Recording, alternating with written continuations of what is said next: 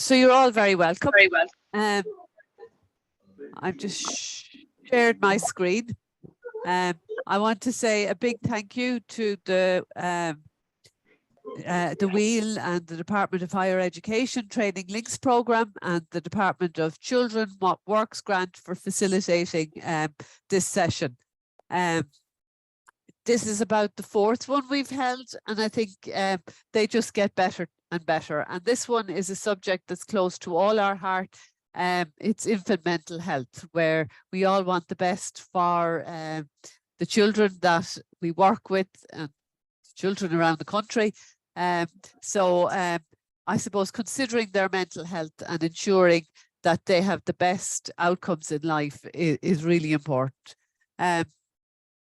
So the agenda for today is we're going to give you first a short welcome, which I'm doing now, a bit of overview and updates of the Home Visiting Alliance, and then Trish Hurley from Let's Grow Together, an ABC programme in Cork, is going to give you the introduction. Trish has a lot of experience here in terms of knowledge as well as on the ground practice. And then you're going to get an opportunity to talk. We'll have breakout rooms, and we're going to assign people randomly. So we would ask somebody to take notes, screenshot the notes, and then just put them in the chat so as that we have the information and we can use it going forward. And finally, at about 5 to 1, we'll have the wrap up and the next workshop date. And I have to give a big thank you to the team that organises all this.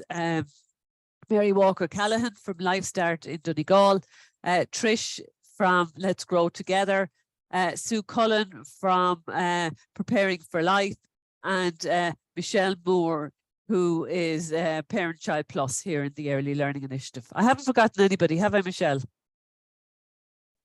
No? Oh, Annabelle, who's our administrator, who's working, who's doing all the IT and making sure we can do it online. And it is actually, you kind of think this has been one of the benefits, that we can do something like this and it takes 2 hours out of your day rather than if you have to travel, because we have people from all around the country. So if you have to travel, it would mean a day, whereas this is great. And we'll record it, so the recording will be up on the website. So the Home Visiting Alliance is a collaboration of 5 evidence-based early childhood home visiting programs: Community Mothers, which is transitioning to community families, Infant Mental Health, LifeStart, Preparing for Life, and Parent Child Plus. And we are the collective national voice of early childhood home visiting, and we are really involved in and interested in the development of the first 5 national approach to early childhood home visiting. And we are a subgroup of the Prevention and Early Intervention Network, because that's what this is about. It's making sure we put the fence at the top of the cliff rather than ambulances at the bottom. And if you want more information about what we do, we have a website. Just Google the Home Visiting Alliance or the usual hva.ie. All our webinars are up there, the recordings, and you can find more information about it. So feel free to use that. And then my next task is to introduce Trish. And I kind of feel at this stage, because we've worked so closely and she's been such an active member of the Home Visiting Alliance, that she possibly needs no introduction. But as I said, she has a lot of expertise, she has a lot of practical experience, and I think she's going to be really, really informative about how we can implement and ensure that the mental health of all our children is as it should be. So over to you, Trish.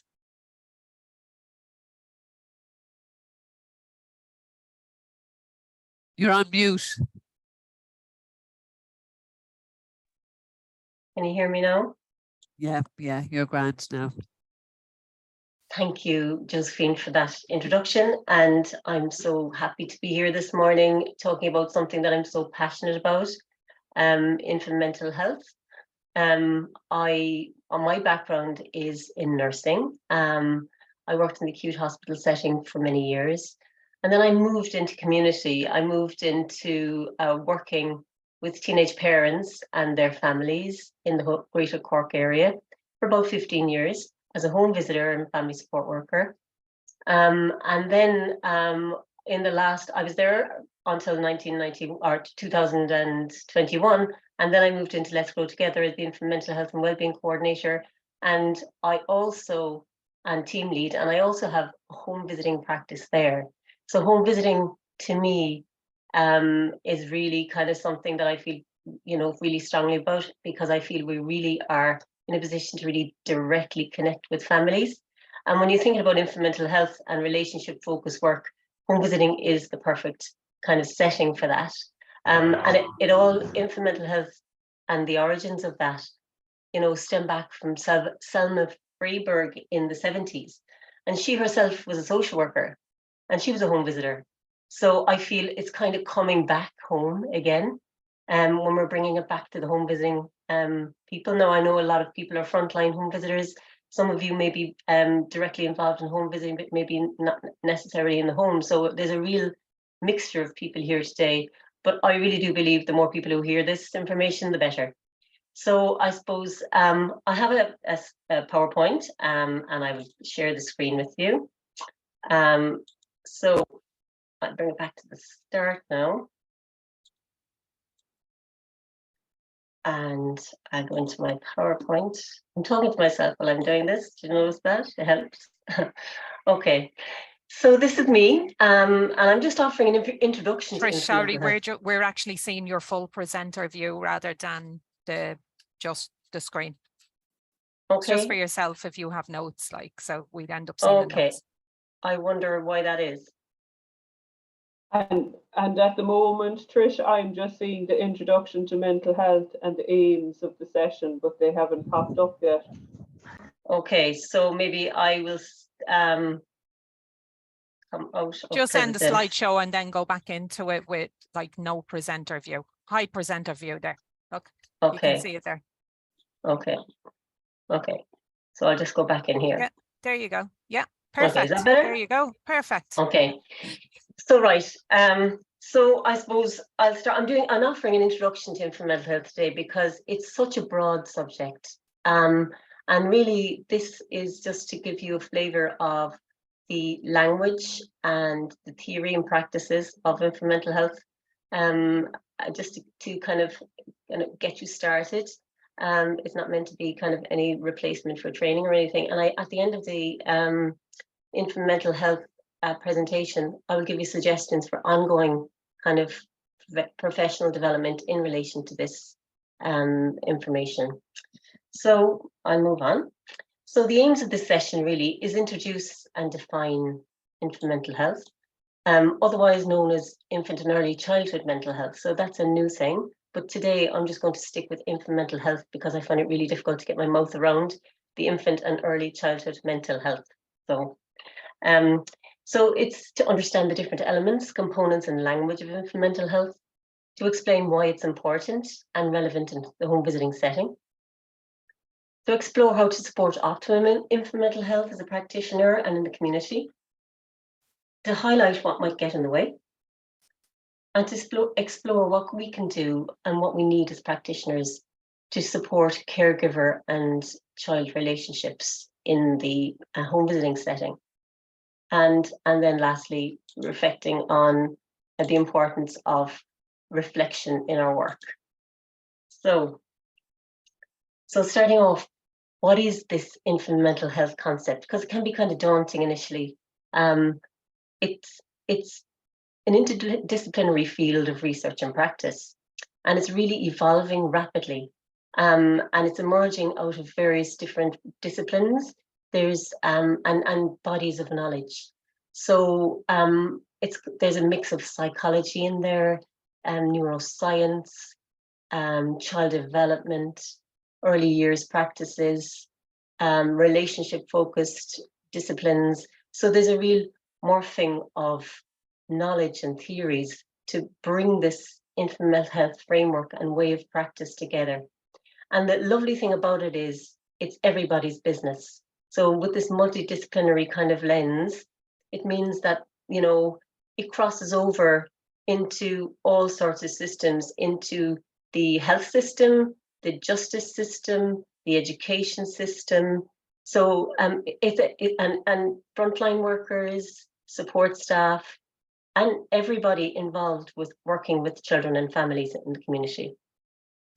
So when we talk about infant mental health, we are referring to the healthy social and emotional development of a child from pregnancy to 5. So we're thinking about the pregnancy and that precious time of transition right up into the 3 to 5 years. So it depends on where you look, but it's kind of the early years anyway. We are especially concerned with the quality of the caregiving environment. And it's the nature and quality of the infant and child relationship with its primary carer that facilitates the optimum early and social and emotional development. So you're looking at the relationship. So the relationship very often is the central key part of that observation. So promoting early social and emotional development in babies and toddlers has a powerful impact on the establishment of healthy and secure attachment relationships in childhood and in adulthood. And that definition is from the Irish Association of Infant Mental Health. So secure attachment patterns are at the foundation of all of this. And then 0 to 3, an organization that supports and promotes you know, a focus and lens on the early years and development of staff to build up their knowledge. They have come up with this definition, which is quite comprehensive. And it describes infant mental health as developing capacity of a child from birth to age 5 to experience, express, and regulate emotions, to form close, secure interpersonal relationships, and explore his or her environment and learn, all within the context of family, community, and cultural expectations. Now, it is a mouthful, but when you break it down, it really looks at how children experience emotion, how they kind of appropriately express it and regulate this emotion. And then it looks at the relationship. And it's an emerging skill set that happens for children while they're in relationship with their close and primary caregiver or caregivers, it promotes them to form secure interpersonal relationships with their caregivers, and that influences their relationship style as they, you know, in their future life. And it encourages and promotes them to learn and explore, and all within the context of family, community, and their cultural expectations. So why is it important? So there's a real critical window of opportunity in pregnancy and the early years, so 3 to 5 years. The brain has never been busier, and there's more happening in those years than there is at any other time of life. It's an emerging state of development. And babies come in this kind of real transitionary state and hardwired to attach to another. They're programmed to attach to another. And it's in this attachment process that the brain develops. So the developing brain occurs in the context of relationship with another self, another brain. And Alan Shore talks about that. And our early relationships then act as a template for how we view ourselves, our own internal view, how we experience the world, our worldview, and how we are in future relationships. So they really are, they really form the template for internal working model in life. And that's so important because, you know, what happens here becomes embedded, embodied, and held on to by the child. And it's a narrative and a way of being for the child to be in relationship down the line. So the first 3 years set the foundation for health and well-being across the lifespan. So what happens early matters. So Shonkoff would talk about it from an economical point of view, and promoting prevention and early intervention makes so much sense from an economical point of view, because he says it's better to get right first and to come in and try to fix it later. And I suppose as health visitors, we have that kind of attitude anyway, you know, trying to get in to sort the problem or really support families early, so to build up their skills so that they don't have to maybe face challenges down the line, or to support parenting early and build skills slowly so that they can emerge as confident, competent parents down the line. So a child with a strong social and emotional skills will have a better ability to regulate their emotions and respond to stress, do better in relationships with others, do better in school, do better at work, and ultimately be better prepared to parent their own children. Now, that is just, I mean, when there's so much happening and so many benefits, you would imagine that it would be a relative no-brainer to be funding this sector and funding these years. So I suppose that's why one of the reasons why I'm so passionate about all this work, because there's so much potential here, and so much promise. And despite the fact that it can sometimes be frustrating, because maybe, you know, prevention, early intervention isn't always the priority. But I suppose the more people learn about this information, and, you know, the more the evolving nature of neuroscience and mental health theories, the more people who know that, better. Because I think people will kind of need to wake up to the whole idea that, you know, investing early in these early years is an absolute mandate, really, if you have to take it, if we really want a future healthy generations in the future. So we're talking about the brain, and we're talking about the capacity of the brain to change its structure and function in response to experiences. So the brain molds and fashions according to the quality of relationship. So it's adaptable and can be influenced by positive experiences. And on the other hand, it can be quite vulnerable and can be harmed by negative experiences. So the brain is constantly changing, it's constantly refashioning. And I suppose that's why I suppose in the early years, when there's so much happening, you know, every interaction makes a massive difference to a child. So I'm just going to show a video here, and that'll talk you through, or take you through the whole kind of brain science a little bit in a few minutes. And I'll just play it here now and see what you think. Okay, go back. Can you hear it? Yeah, all okay. A child's experiences during the earliest years of life have a lasting impact on the architecture of the developing brain. Genes provide the basic blueprint, but experiences shape the process that determines whether a child's brain will provide a strong or weak foundation for all future learning, behavior, and health. During this important period of brain development, billions of brain cells called neurons send electrical signals to communicate with each other. These connections form circuits that become the basic foundation of brain architecture. Circuits and connections proliferate at a rapid pace and are reinforced through repeated use. Our experiences and environment dictate which circuits and connections get more use. Connections that are used more grow stronger and more permanent. Meanwhile, connections that are used less fade away through a normal process called pruning. Well-used circuits create lightning-fast pathways for neural signals to travel across regions of the brain. Simple circuits form first, providing a foundation for more complex circuits to build on later. Through this process, neurons form strong circuits and connections for emotions, motor skills, behavioral control, logic, language, and memory during the early critical period of development. With repeated use, these circuits become more efficient and connect to other areas of the brain more rapidly. While they originate in specific areas of the brain, the circuits are interconnected. You can't have one type of skill without the others to support it.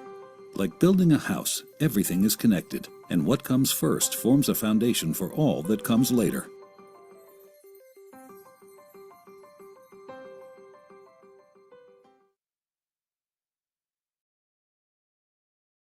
Okay, so that's just kind of reinforcing what I was just saying there about the importance of the early relationships in the whole formation of the brain, and I suppose the use it or lose it kind of way of thinking is very relevant here, in that if children are exposed to positive experiences in childhood, that part of their brain gets more integrated, the neurons become more connected, the synapses connect, and over time, you know, what wires together, they say what fires together wires together. The brain becomes more integrated, things move more seamlessly, the different parts kind of correlate in a kind of more seamless way. And that's these positive experiences, the more positive experiences that children have in these early years, the better, because it's really because of that potential space that with all that growth and all that neuronal development, there's 90% of that being done already by the time the child is 3 or 4. So, you know, that's massive. So the quality and content of the baby's relationship with his parents has a physical effect on the neurobiological structure of the child's brain that will be enduring. And that's Barnaby, 2013. So in saying and talking about infant mental health, and I put this slide in because I think it's really important to remember that there is no such thing as perfect parenting. And as much as we all kind of strive to, you know, be the perfect parent, there's no such thing as that. And it's kind of a relief, really. And I suppose we're all doing our best. We have moments when we're present. We have moments when we're not so present. But you know, we're good enough parenting, as Donald Winnicott is good enough. So I think that's kind of, as we move into this space, it's important to remember.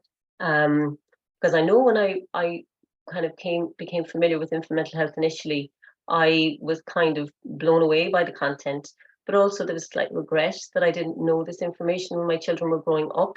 I mean, I don't know whether I would have done anything different or not, but it's just that it's so poignant and so important. I think it's information that all parents should have. But at the same time, we must remember about the whole, you know, there's no such thing as perfect parenting. So I think, and it's important for our families to remember that as well when we're working within the family homes, and we're being with them there. So I suppose the pre-birth stage. So thinking about pregnancy and where the relationship begins. So the woman's experience of pregnancy is strongly affected by her social context, by the relationship with a partner, her children, and her own family of origin, and by the culture in which she lives. And so, you know, how we support women in pregnancy is really important. Helping them to identify their own supports, bringing them through the psychological tasks of pregnancy, where they're really kind of come to terms with the actual idea of being pregnant. So, you know, I know maybe some of you work with people, with moms who are in the pregnancy stage, but you know, just that whole transition is so massive. Coming to terms with the idea of being pregnancy, the physical changes, the psychological changes that are happening. So helping parents through that, working through, you know, how they are in relation to the unborn baby, the pregnancy experience itself, how they see this baby, how they imagine this baby, how they interpret this baby's world. And if they see this baby as, you know, as an individual, can they, and their ability to reflect on what might be going on with this baby is hugely important in the pregnancy stage. And they say this ability to reflect, or the reflective capacity of mothers in this stage in pregnancy, has a kind of, their ability to do this has a positive effect on the attachment process on the other side when the baby is born. So you're supporting parents to be with the pregnancy and think about the pregnancy, support them to think about and reflect on the baby that they're carrying, and identify as a unique individual with their own desires, needs, and intentions, separate from them, but also very dependent on them. And you're thinking about their own identity, you know, where are they now in all of this? Okay, I was, you know, as a mom that was I was a female, I was a woman, just minding, you know, I was responsible for myself. And how am I now, seeing as I'm bringing this new baby into the world, and what kind of a world is it, and who's in it, and how is this baby going to impact me, impact my sense of myself and my identity? So there's a lot of work for us as home visitors when we work with parents, to work with them and allow them to reflect and ponder and wonder. It's a bit of a luxury, because very often in the pregnancy stage, the first initial thing that people can kind of feel they want to do is think about the physical pregnancy and the kind of getting organized with the stuff you need for the baby, you know, the buggies, all the equipment. But it is, you know, it's nice to bring them into the space where you're thinking kind of from the social emotional well-being of this new baby, and to consider that it's really a preparation for them to mentalize and wonder about this baby, and it kind of helps down the line to carry that process forward. So what does this healthy emerging relationship look like? And I mentioned there parental reflective functioning or mentalization. Peter Fonagy would be the kind of researcher and the kind of main name associated with this. It's the ability to be, and I'll talk about this in a second as well, to kind of understand the needs and desires and intention of another person. And that's an important part of the whole infant mental health practices. So this circle here is kind of new language maybe, but it's very much part of the IMH world really. Parental reflection, reflective functioning, attunement, being with, emotional regulation, serve and return, and rupture and repair.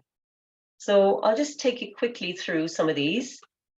So reflective functioning is a core element, as I said, for both parents and professionals. So our ability to reflect and wonder and ponder on how we are in the moment, and the parents' ability to reflect, is to be aware and reflect on their own and other mental states, thoughts and feelings, how these thoughts and feelings translate into behavior. And reflective functioning is a skill that can be learned. So that's nice to know, that we can help our families when we're in the homes to wonder with them, and to be the voice maybe of the baby, to wonder, I wonder how the baby's doing now, and how do you imagine inviting the baby to the parent to imagine maybe in pregnancy how the baby is, or maybe how when the baby's born, what might be going on for them, how are they feeling, why are they crying? So wondering, questioning, curiosity. So building this whole ability to think to mentalize and think of what might be going on. So parental reflective function is a parent's ability to think and wonder what their baby is feeling. And securely attached babies have parents who are either securely attached themselves or have sufficient reflective function capacity for their own securely attached patterns to be overcome. So so parents are either securely attached or they're building this capacity to kind of counterbalance any kind of vulnerabilities that they might have had in their own their own attachment patterns. And that's nice to know that there is that opportunity to kind of reform and build up this skill set, this reflective functioning skill set. So attachment, and this is the bedrock of babies' sense of self and their sense of safety and security.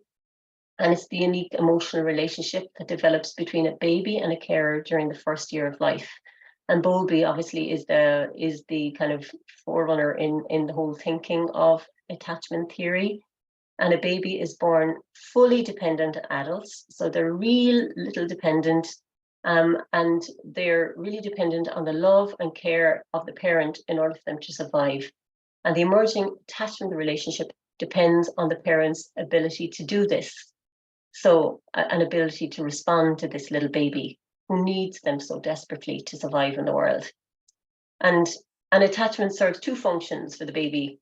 It helps them to go out into the world and promote exploration, and it also helps them, allows them to have a space where they can de-stress and regulate their emotions. So, and a secure attachment creates a felt experience for baby. So babies really feel that their caregivers get them, that they understand their needs and what what their intentions are, and it helps them to feel safe, secure, and it helps them to feel seen and heard and understood. And a baby with that kind of sense of safety has an internal working model that says, you know what, I'm okay, I'm good enough. I'm happy to go out into the world. I know there's someone there to hold me if they need me, if I need it. And my worldview is, you know, I have the potential to enjoy myself in the world. They don't see the world as a threat. They take kind of calculated risks. They can go out and be happy, but they know they can come back to their caregiver if they need it, or if they're older and they're in a relationship down the line, that they have a secure attachment situation where they can come back and feel safe. So why is it attachment is important? It's linked to all aspects of development: the capacity to learn, the capacity to play, to understand, to form relationships, to explore out in the world autonomously and productively, and a capacity to regulate thoughts and feelings in later life. So it helps to manage stress. So having a secure attachment makes the world less complicated. As I said, it gives you, it develops your sense of self, and it develops a sense of other, and then developing relationships with the self and others. So it really kind of clarifies yourself in the world, and kind of gives you a good footing and a good foundation.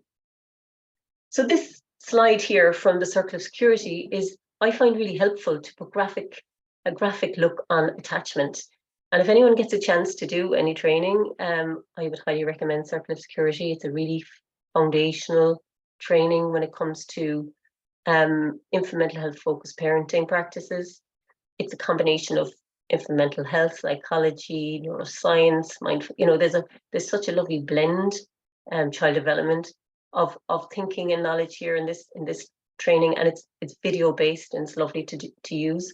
But this screen here is just the hands, and there's the circle, and the baby or the child goes out from, let's say on the top part of the circle, goes out from their secure base, so out from their caregiver who offers them a secure base, and allows them to go out into the world and explore, while knowing at the same time that the parent is there watching over them, being delighted in them, helping them out if they need it, and enjoying them. So enjoying with them.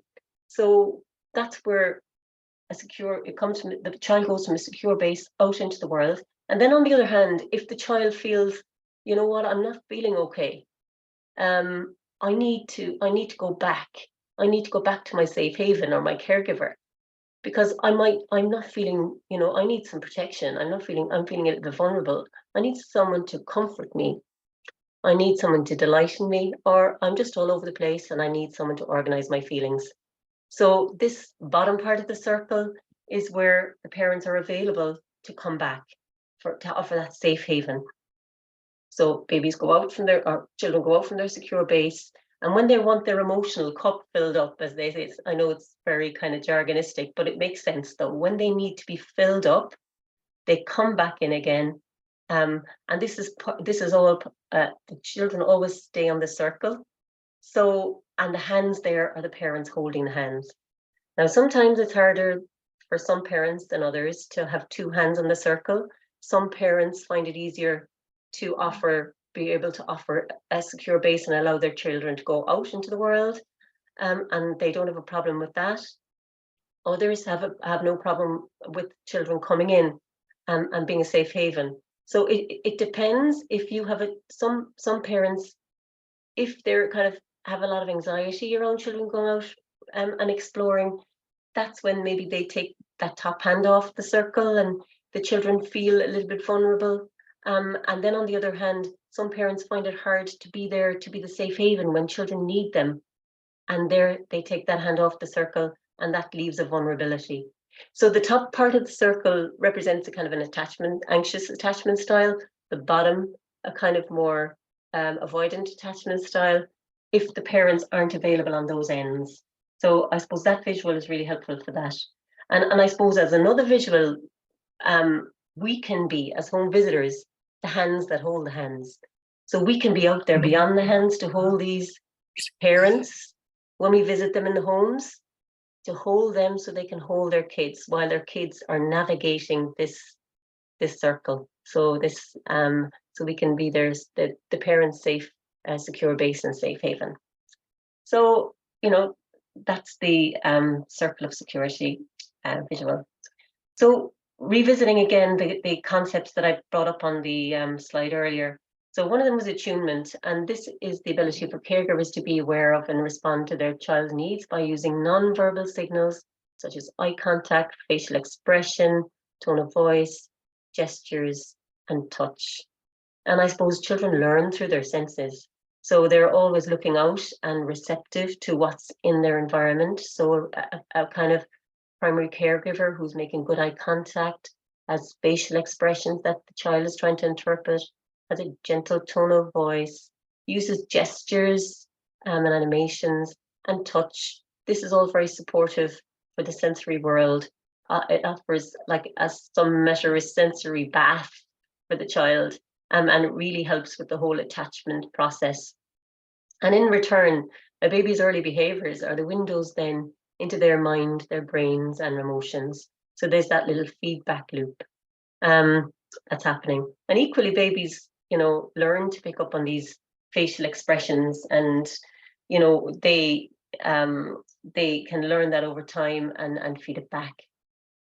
So there's another video here that I'd like to show you. Again, it comes from the HSE, Healthy Child videos, and it's talking about picking up on babies' cues. So it's really important for parents to be able to pick up on cues, because it's the baby's behavior is their language. So they're sending out behaviors so that their caregiver can pick up and identify what needs they have at that time. So these are little cues or signals, and caregivers kind of subconsciously pick up on them for the most part, if they're in an available state. Sometimes less so if we're frazzled or there's something happening in our world, we're less available to pick up on cues. But this little video just talks about responding to babies' cues. So I'll just play it now.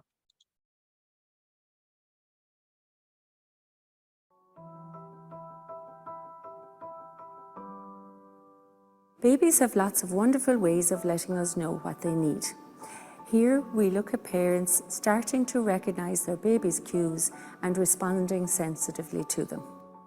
I think at the start I didn't have a clue one cue from another. With Luca, I've discovered that he needs a little kind of wind down time. If I see that he's getting tired, he kicks his legs and talks to himself. When he's hungry, he'll know all about it. Yeah. And then other times, you know when he's bored as well, when he just wants to, he's just fed up and he wants to change the scenery or just show him different things or look at a book or a teddy. He's funny, he gives cues sometimes when he wants to be held, and then cues when he doesn't want to be held and he wants his own space a little bit. And then other times when he's rubbing his eyes and moving his head from side to side, that it's bedtime for him. Every baby is different, and I suppose like every person will communicate differently. I think you'll know your own baby. Babies come into this world ready to communicate. All of your baby's behaviour has meaning. For example, when your baby looks at you or looks away, when they coo, cry or become fussy, your baby is telling you something.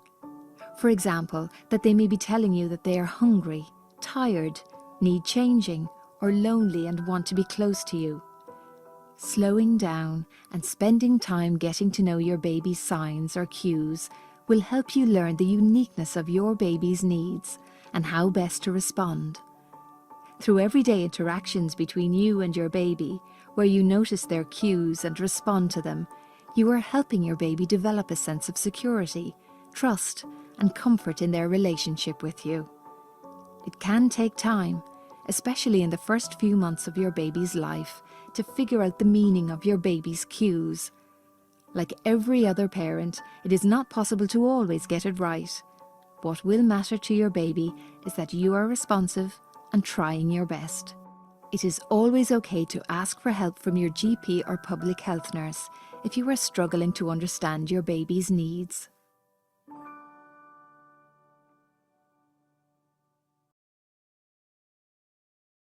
Okay. So that's from the home visiting, or that's from the HSE.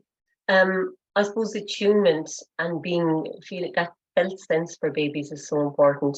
And I suppose you know yourself, if you were ever in a relationship with anyone or in a conversation even with anyone, and you got that felt sense of the other, that they got what you were doing or what you were saying. you know, that you really felt kind of seen and heard and understood. And because the other person was tuned in, they were on the same wavelength as you. It really feels good, doesn't it? I mean, you know, imagine what it's like for babies to have that consistently, and predictable, you know, when it's a predictable response and it's tuned, it really kind of builds them up and kind of bolsters them for their world, really. So that's the whole concept of attunement. So, okay, I'll move out of this. Okay, so I'm just thinking about the whole idea of being with, and research states that our choice to understand and share the feelings our children have is one of the most essential gifts we have to offer. We call this being with. So trying to understand what's going on for our child and feed it back and validate that is such a gift. It's such a gift for our children to have that, to know that their parent understands their emotion and validates it. And it isn't a technique, but rather a state of mind or an underlying attitude of empathy for our children. So this empathy, can be nurtured and grown over time. And I think as practitioners, what we could do in home visiting, see it when we see these moments of connection, when we see our parents, attuned to their kids, we can kind of show them and tell them, I see you doing this.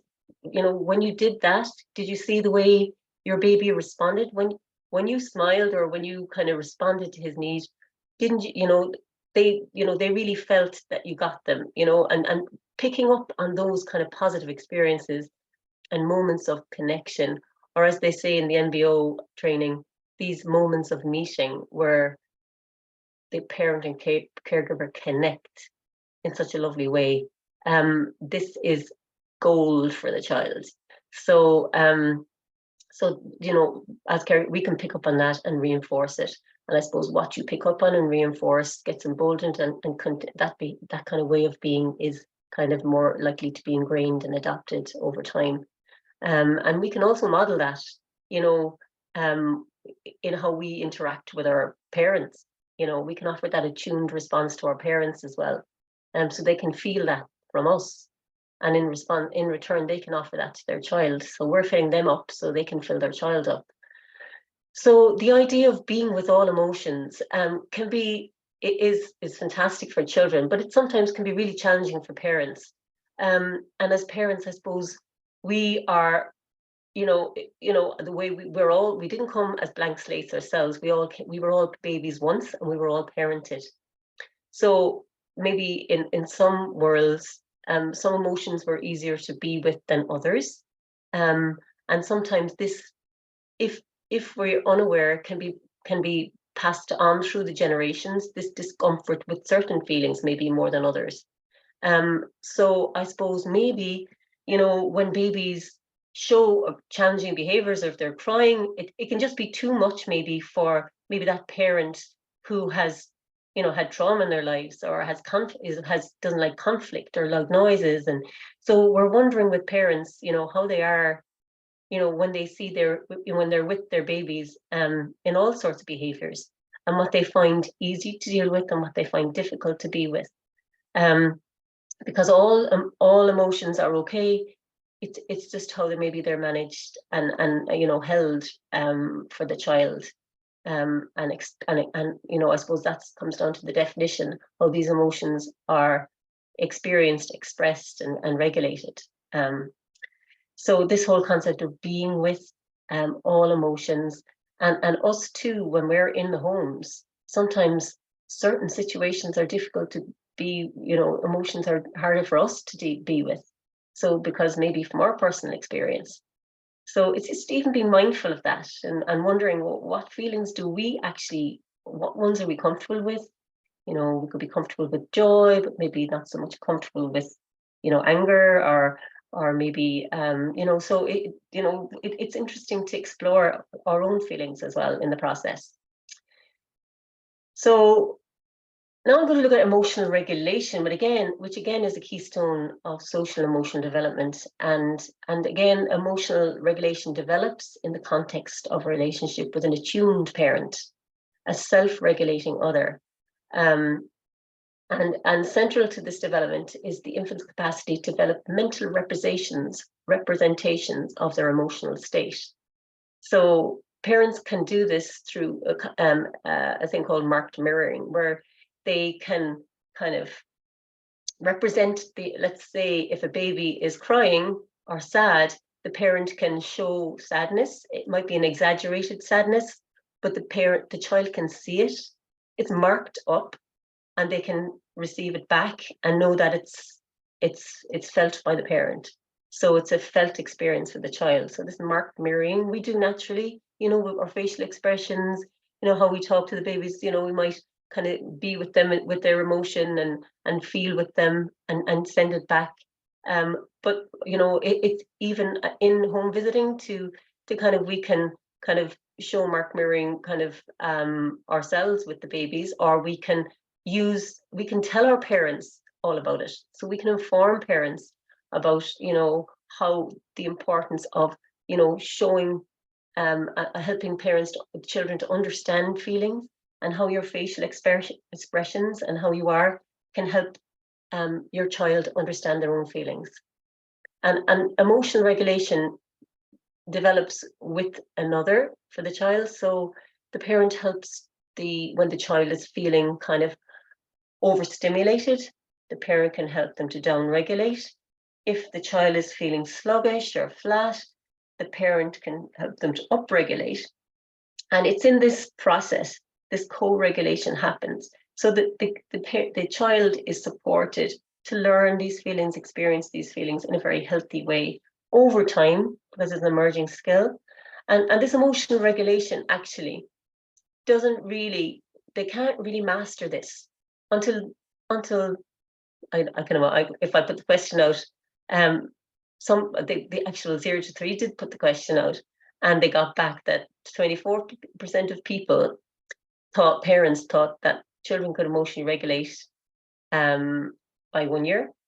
42% of parents thought that children could regulate by 2 years. And then, in fact, children cannot really don't start the process of emotional regulation until about 3.5 or 4. So there was a real skewed expectation of when children can emotionally regulate their feelings. They start the process, but when they're actually take ownership of starting to regulate themselves. So that kind of is seen kind of in the preschool stages, really, that's starting to emotionally regulate. And it's a real important skill set, because being able to do that in preschool can really kind of set the tone of how you are seen. And if you can regulate your emotions, you're more attentive, you're more open to learning. Whereas if you're dysregulated, or you just can't cope because you haven't had that experience as a child, learning can be a challenge, or you miss things because your emotions are not regulated, and it might be seen or interpreted as misbehavior, or a child who's just flat, and usually they're not the most challenging ones because they go on a disappearing act, but they're also the ones that need lots of attention as well to manage their emotions, because they kind of go underground, whereas other kids act out and their feelings present as kind of misbehavior. So overall, this kind of dysregulation happens because the child can't manage their emotions on their own. They need help with them. They need help to understand them. And again, it can be managed in relationship. It's that help, that support is there. Okay. So next we're moving into the whole concept of serve and return. So serve and return again is really important for building those fantastic connections in babies' brains, but it also is very good for the physical development, emotional development, linguistic development, cognitive development, where the child leads. So if at all possible, we want the child to lead, and we want to follow the child's lead. So we're watching, waiting and wondering, observing and seeing what's happening. And then we're really responding then according to where the child's at. So again, there's another video here about serve and return, so I don't have to do too much talking. And I'll just play that, and I think it says it all, so I'll just play it along.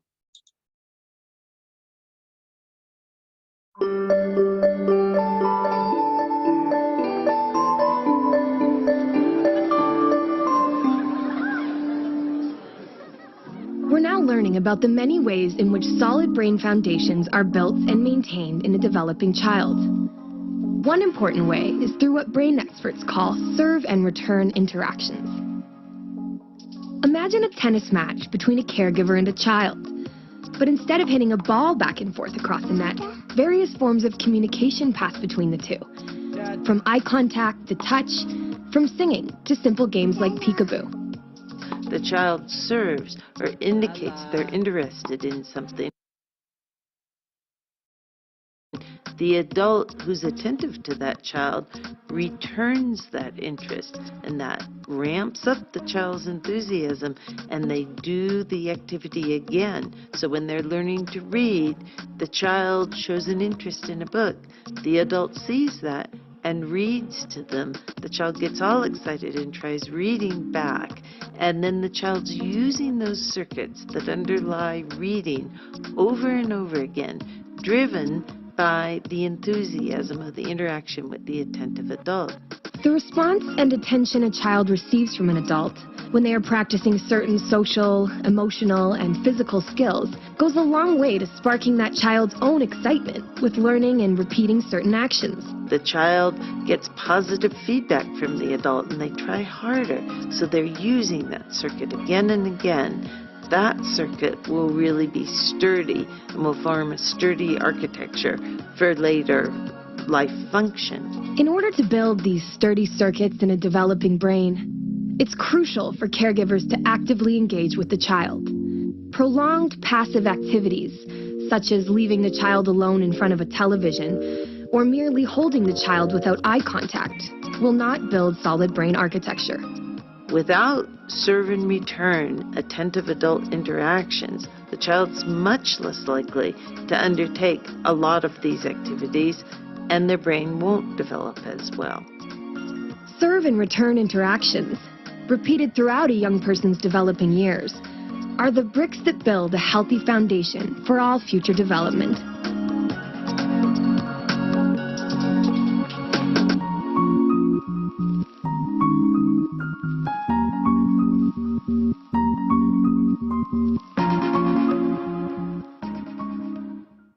Okay. If anyone has any chat, any comments or anything, you can put in the chat. I can't see the chat, but maybe Michelle would let me know, or Annabelle might let me know that what's there. Or if you have any comments, you can talk it out with me as well. Okay.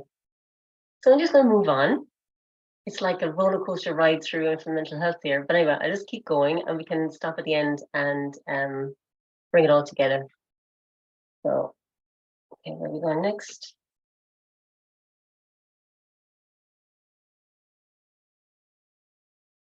Okay, so the next concept that we're going to talk about is rupture and repair. So, as I said, there's no such thing as perfect parenting, and we can't be available 100% all of the time for our children. And sometimes our children just have fussy moments where they just can't manage, and they're just, you know, things just get too much for them. So sometimes the unavoidable, as none of us are perfect. Oh yeah, the good news is that we can repair breaks. So these ruptures, there's breaks in the connection, so that they're called ruptures, and they're unavoidable. But we can help children to come round by helping to regulate and down-regulate. So they can be repaired. So rupture and repair is a normal part of everyday parenting. But it's the quality of the repair is the thing. So, and for children to see repair is actually really positive, because they then know that, you know, in relationships, sometimes there's rupture, but then there's repair, and then we can get on with things. You know, it's you know, it's a natural part of everyday relationships, because, you know, it's unavoidable, and children kind of adapt to this, and this repair is critical. So there are opportunities to strengthen the relationship ultimately. And when they're repaired, it shows the child the relationship is solid enough to endure situations that may be upsetting. So endure, so they, I was upset, I was fussy, I couldn't cope. My caregiver, my parent was there for me. They supported me, they held me. They could be with me, and then we had that repair moment. So so that's fundamental, this rupture and repair, and it happens all the time, every day. And I suppose when we're with parents, we can explain that that's normal, and that when we see it, we can name it as well. So a little rupture, a little repair, all is good. And again, this video is kind of a very famous video now. It's old, but it's still very good. It's Ed Tronick. It's about a few minutes, and in it he asks a parent to the child is with the parent is with the child, and they're engaged, and then he asks the parents to turn away. And you'll see in this video how the baby tries so very hard to reach out. So it's fussy, it can't manage, it's doing its utmost best to reach out and connect with the parent. And then at the end, you see the repair happening, and how it can be resolved. So I'll just play the video and see where we go. Babies this young are extremely responsive to the emotions and the reactivity and the social interaction that they get from the world around them. This is something that we started studying 30, 40 years ago, when people didn't think that infants could engage in social interaction. In the still face experiment, what the mother did was she sits down and she's playing with her baby, who's about a year of age. Oh, my good girl. Oh. And she gives a greeting to the baby gives a greeting back to her. Yeah. This baby starts pointing at different places in the world, and the mother's trying to engage her and play with her. They're working to coordinate their emotions and their intentions, what they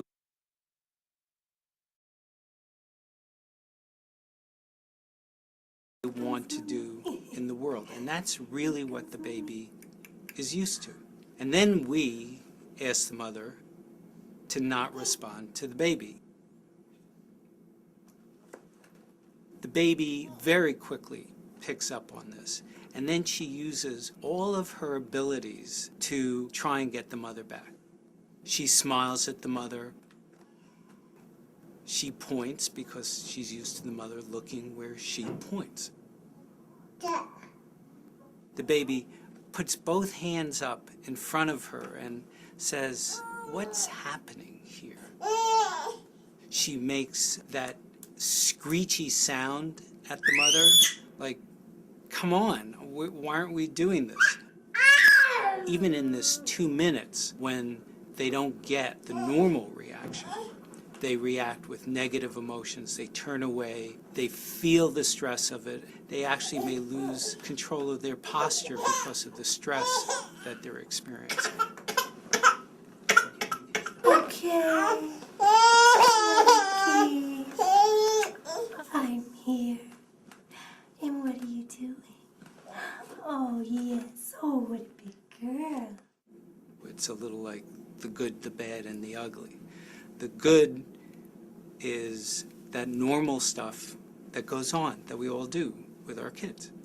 The bad is when something bad happens, but the infant can overcome it. After all, when you stop the still face, the mother and the baby start to play again.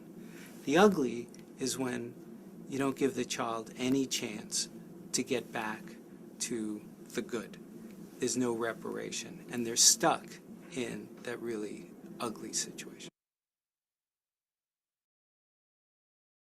Okay. That's an interesting video, isn't it? Put your comments in the box if you like. Yeah, I suppose you see the baby, how hard they worked, but it was really nice at the end to see that the baby wasn't alone, and they had the moment of fussiness, they had the moment of rupture, but the mom came back in and reconnected, and you could see that they came back to kind of symbiosis or harmony again in the relationship. And I suppose, you can see modern day living, we're so busy that there might be lots of ruptures. And, certain, there might be certain, especially with mobile phones and inaccessibility and busyness, that there will be a lot of that. But, I suppose it's the opportunity to repair afterwards is the big hopeful piece at the end, that it's, if there is one, unless it becomes a chronic situation where it's ongoing, maybe, and kind of, we're going to talk about that now in a little while. Okay, so that's Edtronic's video on rupture and repair, another key concepts in infant mental health. So those are, again, are in a nutshell, that we just went through them there. Parental reflective functioning, attunement, being with, emotional regulation, serve and return, and then finally rupture and repair.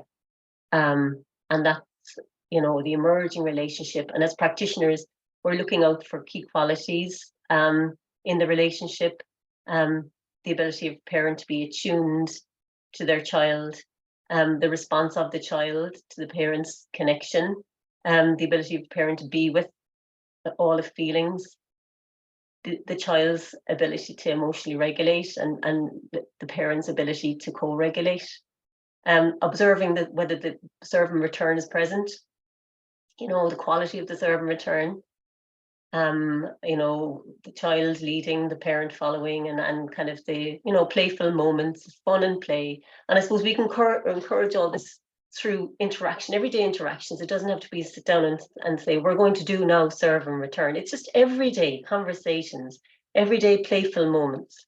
So it's all built in and acknowledged. So, and then the rupture and repair that we just saw. So we're observing the parents and infant relationship.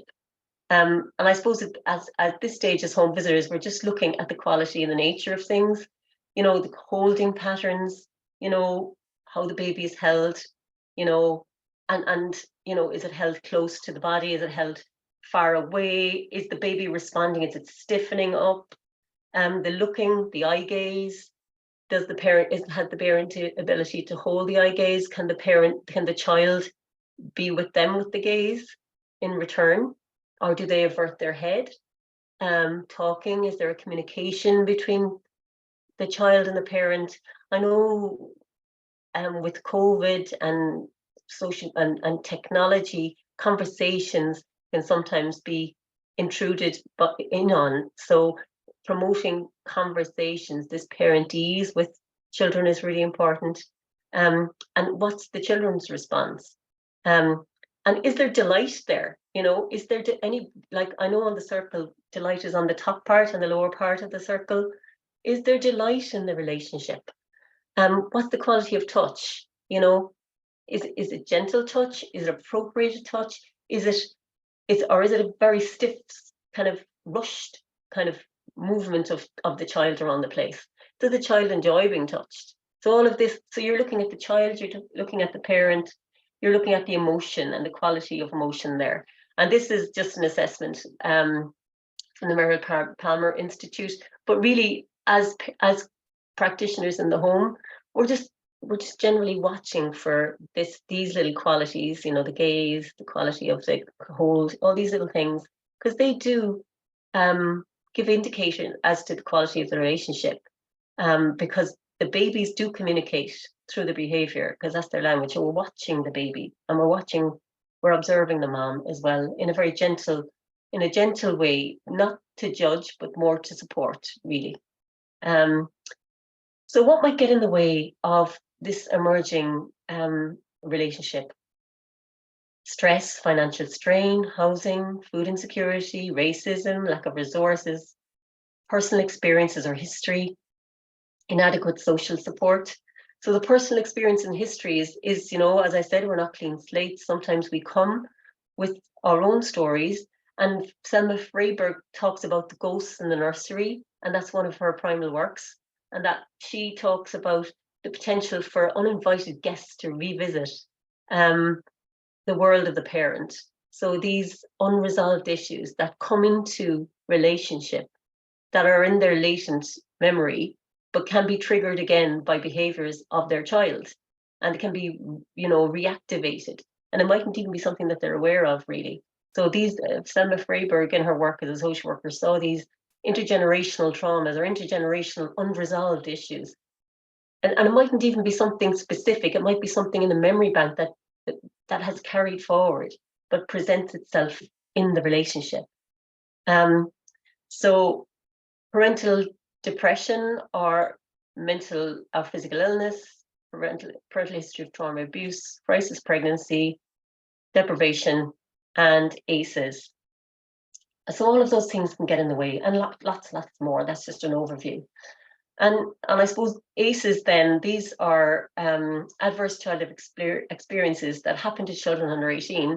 And, there's about 10 of them there, and, they can influence and impact and traumatize a child depending on the intensity of the interaction, how often they happened, was it one event or multiple events? And the big thing is, who in the world was there to support the child when these things were happening? Were they held, or were they left on their own? Was somebody able to be with them through these challenges? So Sharon Lambert in Cork did a study of the Simon community in Cork, and she discovered the massive percentage of adverse childhood experiences in the cohort there. So 75.5% of the Simon community had suffered verbal abuse, 67% of the homeless population in the Simon community, physical abuse, 35% sexual abuse, 49% loss of a parent, 43% domestic violence, 67 emotional neglect, 59 mental illness, 30.6 family member in prison, 71.4 substance misuse, and 26.5 physical neglect. So they're massive numbers, and that's one cohort in Cork. And I suppose that there is another video on ACEs, I didn't show it, but that's just representative of the challenges maybe that can happen for some of our population, and how the experience of childhood can be the things that can trigger that. Sorry, my phone, I just thought I'd turn that off. Sorry. No, so the consequences of this are failure to meet age-appropriate milestones, so delayed developmental, gross motor, speech and language issues, struggling to regulate emotions, so frequent behavioural issues at home or in creche, so behavioural issues are dysregulation, poor social cognition, social communication and repetitive behaviour in their environment, poor attuned attachment between parent and child having a distant relationship, and child struggles to trust. So the trust is missing from the relationship. But then also we must keep in mind there's also that opportunity for repair also from a supportive caregiver. And repair trauma, relationship trauma needs relationship repair, and it's in relationship that happens between a caregiving other. And that's really important to remember. So trauma-informed care then calls us to come from a mindset shift. Instead of thinking what's wrong with you, think about what happened to you, or take a step further and think about what's right with you. So it's a trauma-informed approach, and I suppose as practitioners to think about that and to look beyond the obvious and to build on strengths and capacities of our clients and parents. And how does this trauma affect, from a reflective stance, how does this adversity affect the world we are? So as a practitioner, how will the adversity affect the caregiver? If there's adversity in the home, how is it affecting the caregiver? So we're there with our curious lens, we're there reflecting and wondering, how is it affecting the child and the child's ability to function in the world? Has it got somebody there to support them? How is it affecting the relationship? Is there any attunement going on? Is there any sort of can somebody be with them in their emotions? Can the child, is there any serve and return and repair if there's a rupture? And then for the practitioner, we're reflecting and wondering how it is for us when we're working with families who've suffered trauma. What are we thinking and feeling in this experience? And I think it's really important for us to consider this all the time, and to have an ongoing reflective process. To think reflectively ourselves, but also then to reflect with another, because a repair happens in the presence of another. And that brings me on to reflective practice supervision, and Weatherston and et al. Would say this is to create an interpersonal space where the professional can think and give voice to the powerful emotions that are often aroused by this type of work. When we're in the homes, it's really personal, it's really intimate, and it's very, very raw sometimes. Trusting that the moments when we're in this reflective practice supervision, that these thoughts and feelings that we're having will be held and affirmed, rather than judged, reframed, criticized, and corrected. And really, I think if we're in this type of work, it's kind of a mandate, really, to start thinking about this reflective process, because what happens over time is we just take it on and embody it, and we don't, it just stays. The body keeps the score, as Bruce Perry says, and we really do have to mind ourselves, because how we are is important as what we do. And Paul and St. John kind of reinforce that. So if we're well, we're in a much better place to be the hands to hold our parents who are holding these children. So minding ourselves in the work, using reflective practice supervision in a way that we know that we'll be supported. And if we haven't got it, maybe to seek a way of accessing it or getting it in another way, because it's really important. If we're putting ourselves out there, we're in the world of parents who have massive diversity. Parents who maybe have a lot, maybe even their child being diagnosed with disability. Sitting with that and how uncomfortable that is for parents and how uncomfortable it is for us, and maybe not getting the supports that they need. So even just reflecting on how that is for us and supporting us in the work. So what can we do as home visitors to support IMH? Recognize the importance of universal prevention, promotion, and early intervention, and using IMH theory to inform home visiting practice. Offer support during key transitions to our families, let's say in the pregnancy stage, supporting navigating the challenges of parenthood and nurturing the first relationship. And there's key transitions where parents might be more vulnerable than others, and just being mindful of that. And sometimes even expected transitions like moving house or, moving job can sometimes be a stressor that even though we want it, it can still cause us stress. But key transitions, expected and unexpected ones, maybe relationship breakdown, death in a family, loss, miscarriage, all these kind of things. We know that they cause, we know from the research that these activate stress response and can be massively, it can make parents less available to be with their children. So us being the hands, being available to support the parents through these so they can then buffer this effect.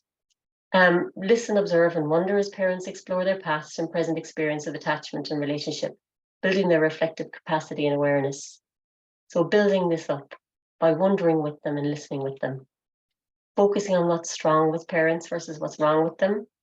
Bring attention to the voice of the baby by observing their behaviors. That's their language. So shining a light on what the baby is doing or what the child is doing, sharing it with the parents, delighting in the child with the parents, but that could be powerful for parents, being delighted with their baby. Nothing nicer than another person being delighted with your child.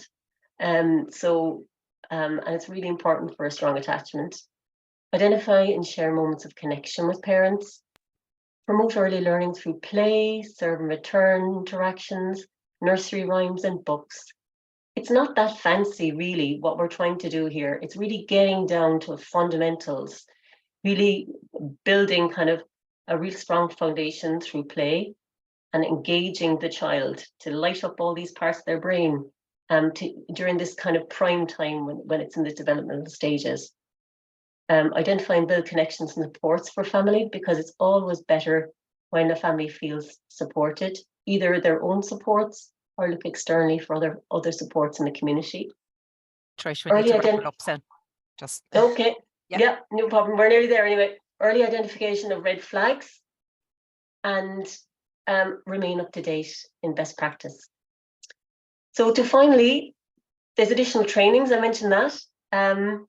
IMH masterclasses that are available from the Irish Association of Infant Mental Health or from maybe from your local ABC networks. The PEEP trainings are really good. They have an antenatal PEEP training, which IMH focus, and they have getting to know your baby. They have circle of security trainings, which I already spoke about. Newborn observational skills, which is really looking at the behaviour of babies 0 to 3 months. Mellow Bumps, Solihull, and Hannon language trainings. So these are all potential IMH integrated trainings. And these are the organisations here that kind of support infant mental health. The Irish Association of Infant Mental Health, the World Association of Infant Mental Health, and the Congress of the World Congress is in Dublin this year in July. So that's really important because infant mental health is coming to Ireland and people from all over the world will be coming. So mid-July is going to be in the convention centre. And the Michigan Association of Infant Mental Health and the 0 to 3. And their journals are really, really good. And if you can get connected with them. So finally, if a community values its children, it must cherish its parents, and that's our job. So mind the parents to mind the children. So thank you. So yeah, it feels like a whirlwind, but I hope you've learned something. I hope you've got a flavour of infant mental health. And there's lots of options there if you want to go and explore more. Okay, thank you. That's great. Thank you so much, Trish. Great food for thought there and some brilliant comments in the section.